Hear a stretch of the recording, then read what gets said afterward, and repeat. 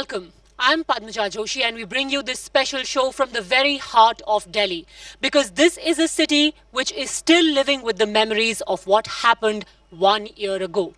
A date that has been burnt into the collective conscience of not just an entire city, but people from across the country. In fact, we can safely say across the world. December 16. 365 days have passed since the news of the horrible assault on a young girl was broken. Has anything changed since then? Because we saw months and months of anger and outrage and protests and tears being shed. But what came of that? We're among the people of Delhi because it's you who matter, especially the women. They will talk to us today about whether the city, the country has changed after that horrific night of the 16th of December. Also with us is a panel of people who have spoken out about violence against women at the time when this horrific assault took place. We've got with us Dr. Ajay Kumar, we've got with us Jayanti Datta, Sadia Dehelvi, we've got Nupur Sharma, and we've also got Amit Khemka. He's a senior lawyer who will be giving us the legal perspective. But I want to ask you first, Dr. Kumar. We have a legislation now, laws have been made, but has the implementation taken place? Because that is what ultimately matters. Just having a law on paper, what has that achieved?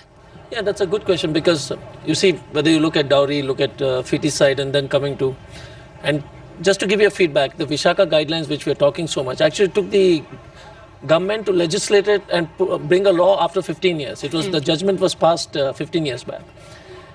So fundamentally, if you look at it, it's the issue is India's reports is still the lowest percentage of people with the violence against women. That means there's a huge amount of underreporting. The conviction rates are miserable. The policing system, if any women go, so there's a lack of implementation, and that it cuts across every sphere of government life. Our governance on the ground, execution is the worst in the world. You can't register a complaint. And then the second aspect, which is, when you talk about crime against women, the most important gameplay here is power game. And if we continue to call them, mothers, sisters and all, that's a very nice political way of talking about it. But the fundamental issue is unless, simple things like women's reservation, actually speaking, because you shift the power, like in the panchayats level, it's shifted, but it's not happened in the parliament. Rights of property rights to women.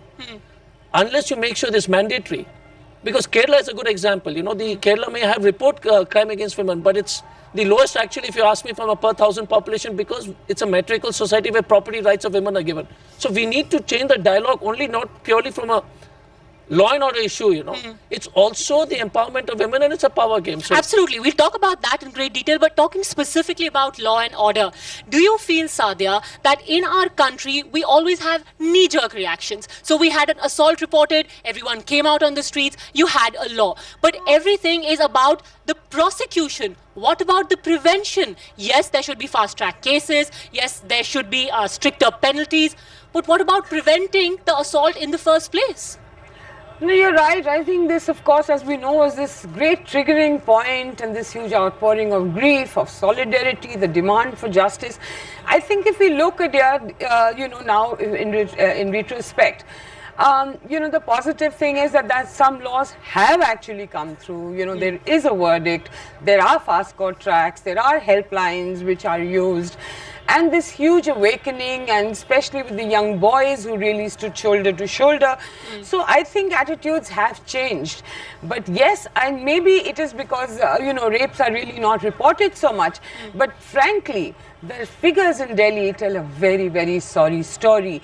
The figures are for this year, I think 1,300 odd, and last year was 706 or something. And even today, we have about almost 10 cases reported, daily in Delhi. So clearly there is something seriously wrong with the society and its attitude. The law we can only blame to an extent. Yes, we also need to ask the questions. I'm not such a legal expert or an administration, but how much really is being implemented. They talked about police reform, how many workshops have been done, how many women have been included in the workforce, because we only in Delhi, I think, have about 5 to 6%. And how many PCRs have been increased? How many PCRs have been increased? How much lighting has been increased? How many toilets have been facilitated for women on the streets? And you know, we are only talking about state-centric. We tend to get state-centric, and so does the media to an extent, because you know it's all focused on, especially on Delhi. But you know, look at the panchayats, look at the villages, look at, you know, what about the lighting there? What about security systems there?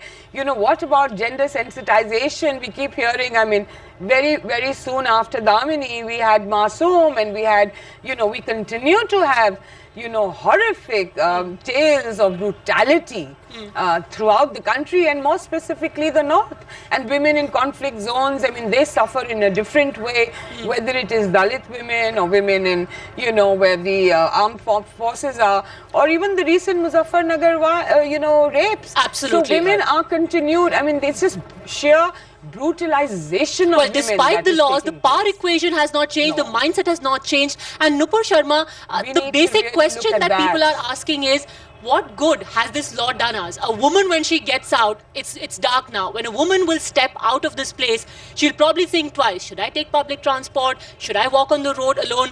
What has changed basically? Apart from the amendment, I don't see anything. In fact, I'm also a lawyer, and if the rapes have gone up, maybe there is a difference in the reporting. But if you see, I actually agree with you. The point is that there should be prevention is better than cure. When are we actually going to actually follow that rule? Secondly, we keep talking about and we keep harping about the law should be stringent, the implementation should be stringent, the mindset should change, there should be more censorship. I'm sorry, but there has not been a collective effort towards that push. It's been 1 year. If it was all that safe, then 3 days back, we all read the newspapers that a woman, a young girl, was found raped in the heart of Delhi, which is Connaught Place, behind Scindia House. And that was actually reported 3 days later. So my question is, to change mindsets, have we actually introduced gender sensitization in our different administrative departments and in schools? Have we actually gone that extent of introducing moral education and ethical value system in families? Have we gone and done any counseling? Have we changed the juvenile laws? No, we have not done any of that. And I'm sorry, even if these cases are reported, the only person dead out of the Nirbhaya gang rape accused is the one who actually killed himself and committed suicide. The rest is still there. 2 days back, I read in the newspaper that they're going to go and appeal and say, we were not arrested properly, there was a problem in the procedure. So it is subject to appeal. If there was a knee-jerk reaction which caused the law to change, let there be knee-jerk justice if that actually can be delivered. So there is a wide gap and we need to cover that. Jayati Datta, do you agree with that? That there is a law, but it's still not enough? I would agree with that. But simultaneously, I would like to reflect on the social system which exists in our country. There is a dissonance because this is the country where we worship the women. We worship the Kanya Pujan, which we do in Navratras. But the same public is also active when it comes to raping.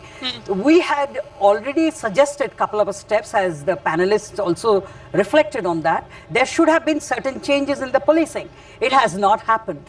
You know, the visibility of the police sometimes becomes very effective in deterring these kind of offenders. And our suggestion, specifically my suggestion was, especially in front of the schools where the girls are going, you should have a PCR van, you know, mandatory parked there. It has not happened. But there aren't enough PCR vans, there aren't enough women, female personnel. And you know what the irony not is? Only that, even for reporting the rape cases, there should have been lady officers posted in all the police chowkis. Well, it has not happened.